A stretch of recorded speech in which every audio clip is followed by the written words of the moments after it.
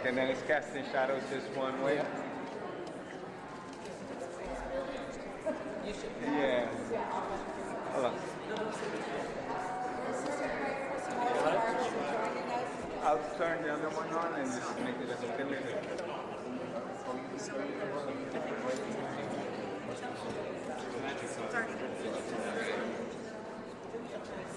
Look good?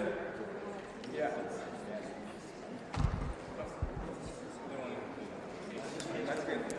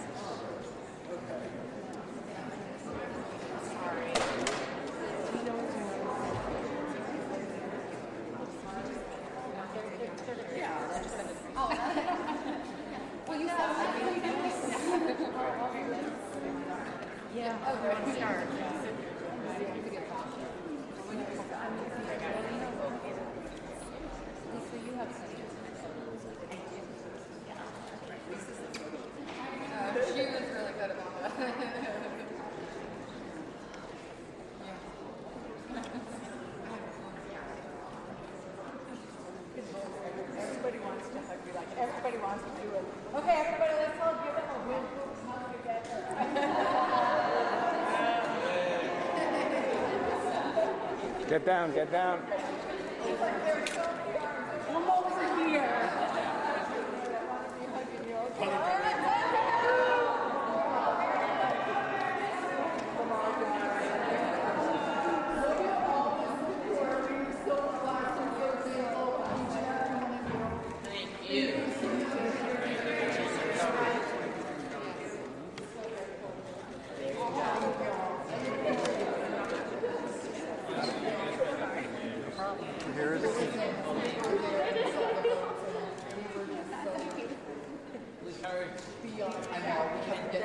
We got yelled at. We got yelled at. It is working. We can yell at no way. Good job. Did you hear that? It was the irony of being told to be quiet. Okay.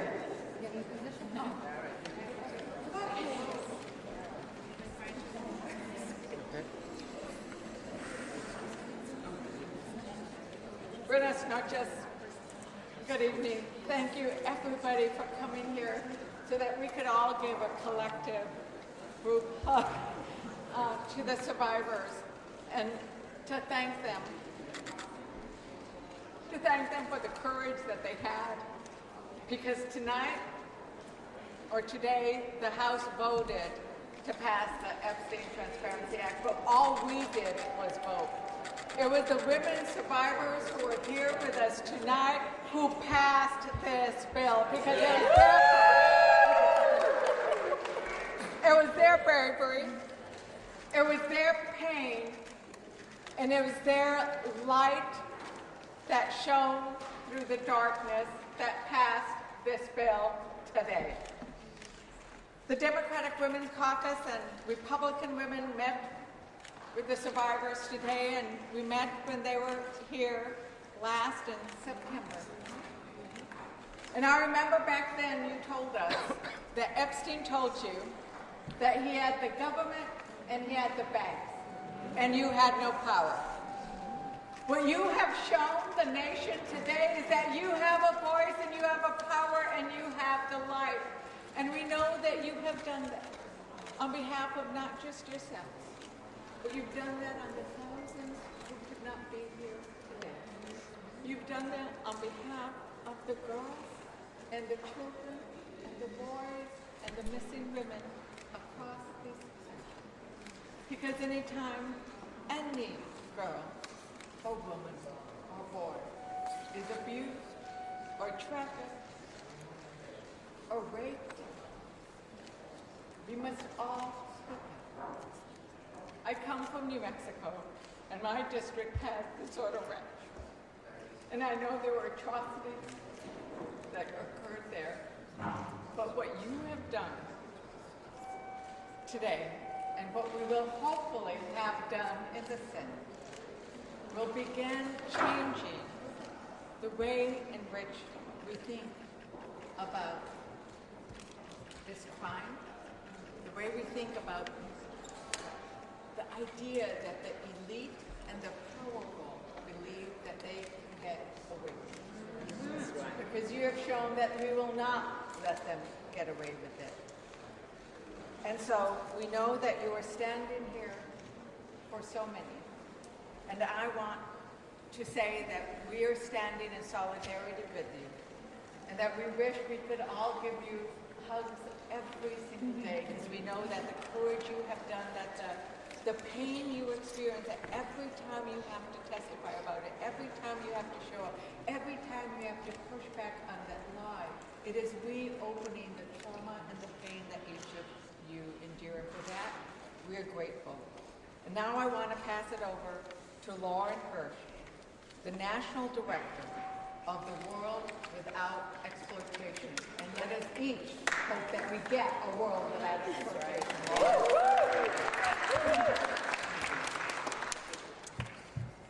We are so immensely grateful to be here today with the Democratic Women's Caucus.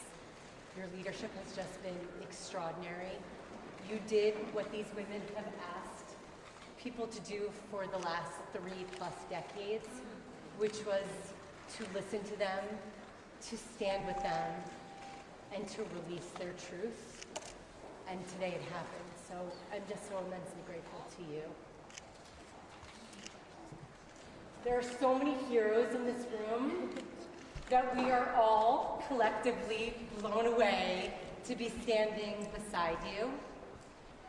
But truthfully, the true heroes are these women to my right and to my left. And this moment belongs to them. For decades, these survivors have fought tirelessly, relentlessly. So many people told them this will never happen. This is impossible. This is completely out of reach. Here's to their tireless fight. Because today, we are closer than ever, and it's almost sounding like we are really, really closer than ever if the Senate does their job tonight.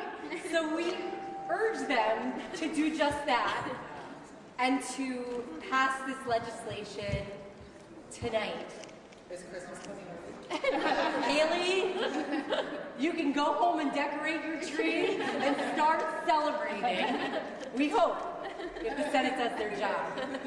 To me, the most extraordinary part of this fight has been watching these incredible women come together.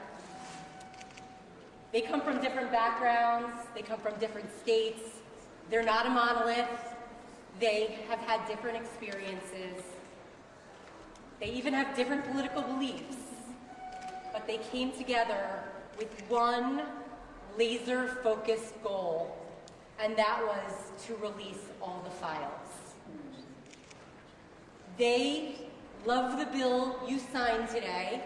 There should be no changes to it.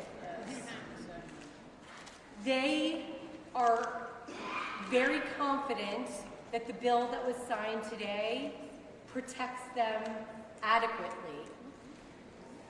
We want redactions, but we want redactions for the victims, and that's what's in the bill. It is high time to hold accountable the powerful. They've run the show for far too long. Now it's about these women. So let's get this done. Yes. I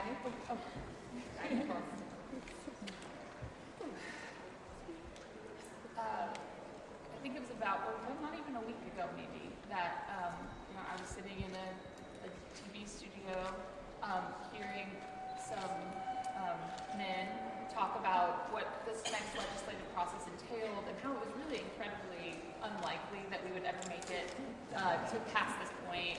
Maybe we get the votes we needed in the House. And so I just think that the fact that we are here with a nearly unanimous vote today says so much, and that we are really about the power of people coming together and the power of women coming together. So I want to also express my gratitude to all the people sitting here behind us. That we have not been heard for so long, and I think the power of being heard and being recognized and being validated is incredibly healing. So thank you so much. Yes. You know,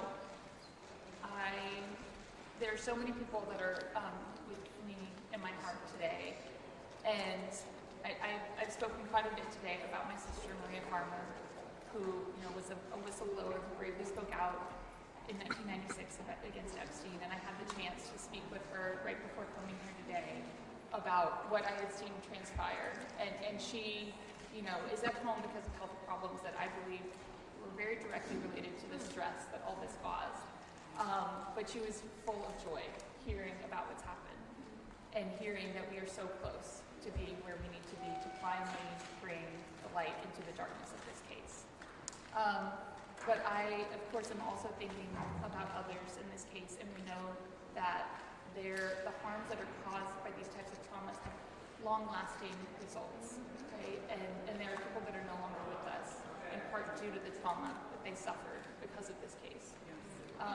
One of those women I've been thinking of today is Carolyn Adriano, who spoke out so bravely in the Maxwell trial, which I know as a witness in that case was an extremely stressful experience.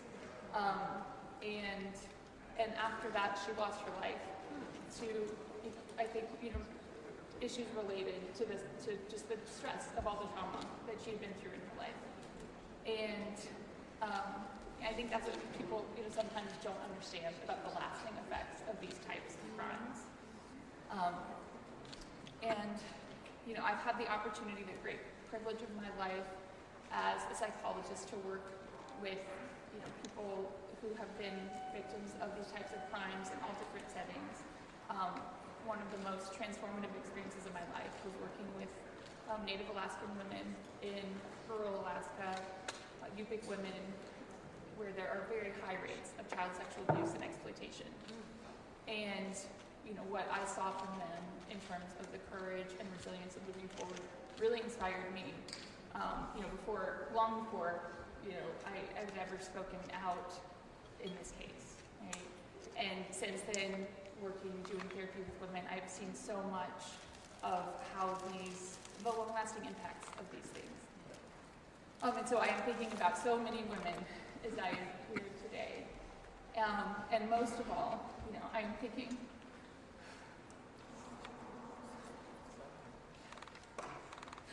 of Virginia Roberts Giuffre. We would not be here without her. There is no doubt in my mind about that. And I very much, I think, like many people, there were fights going on. There were definitely women that had, worked so hard for so long for justice, but I had, given up on the idea that anything would happen in this case.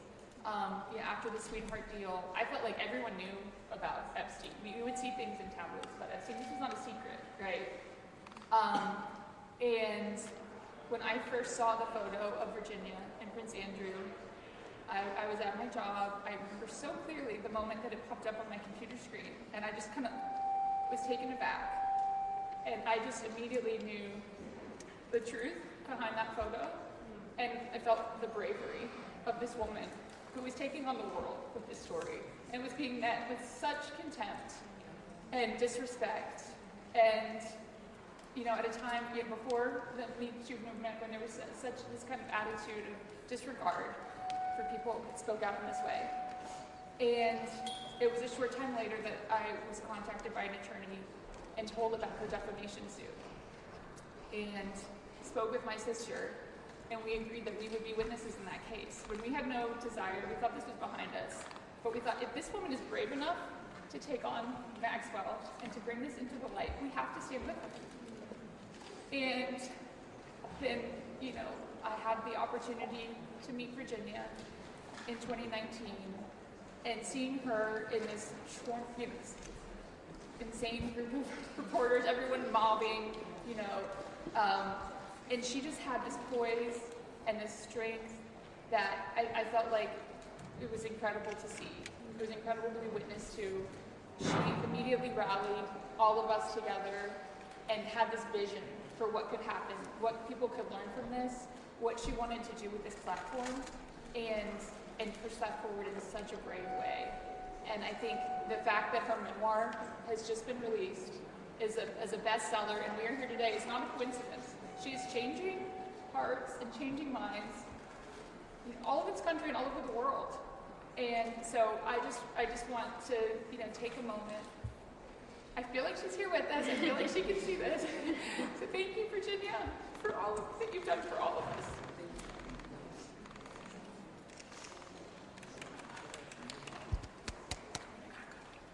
So, as you said, we want to recognize and ask the women who joined us today to share with us their names, because you were the ones who accomplished what has been done today.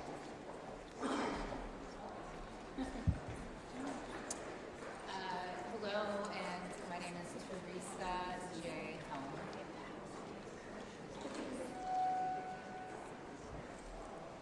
Hello, my name is Wendy Avis. That's my maiden name, but I go by Casante, so I'm Wendy Casante. My name is Jenna Lisa Jones. My name is Mara Bloom McGee.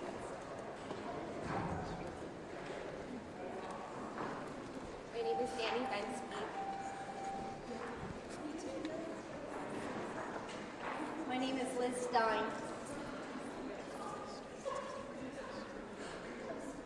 For the survivors at home, I'm Lisa Phillips.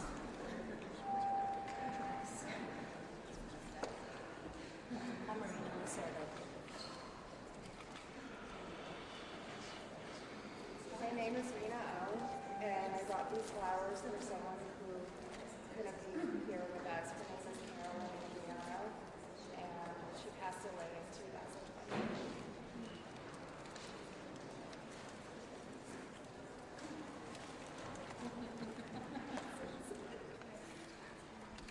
And as many of us who are looking at our phones know that the Senate has passed the bill on a unanimous